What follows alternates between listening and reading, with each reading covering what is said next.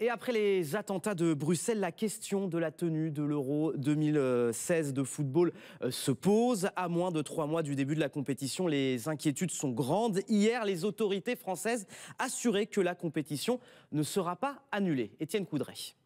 Nous avons décidé de faire en sorte que cette manifestation puisse se tenir et que nous puissions apporter la démonstration de notre volonté de résister à la terreur que l'on ne nous imposera pas. Le message est clair, l'euro est plus fort que la menace terroriste. Hasard du calendrier, un comité de pilotage sur la sécurité de la compétition se tenait ce mardi, place Beauvau. Après les attentats de Bruxelles, Bernard Cazeneuve n'a cessé de le répéter, l'Euro 2016 aura bien lieu. En écho au ministre de l'Intérieur, celui des Sports. Pour Patrick Caner, notre pays doit organiser cet événement.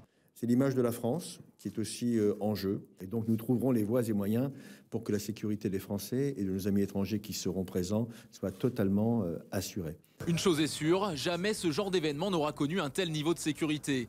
Que ce soit dans, mais aussi autour des stades. Si l'installation de fan zone avait un temps été remise en cause, elles seront bien présentes dans les villes hautes. 7 millions de personnes y sont attendues, un dispositif de sécurité évalué à 17 millions d'euros que l'UEFA financera en partie à hauteur de 3 millions d'euros. L'instance européenne recrutera 10 000 agents privés qui viendront s'additionner aux forces de l'ordre françaises.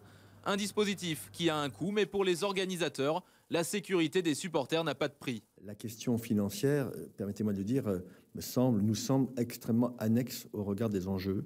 Pour éviter de nouvelles attaques, les propositions émises après le 13 novembre ont été maintenues, à savoir les palpations systématiques à l'entrée des zones, la détection d'objets métalliques, le recours aux services de déminage ou encore l'installation de caméras de vidéosurveillance. Des mesures coercitives, mais indispensables pour assurer la sécurité d'un tel événement.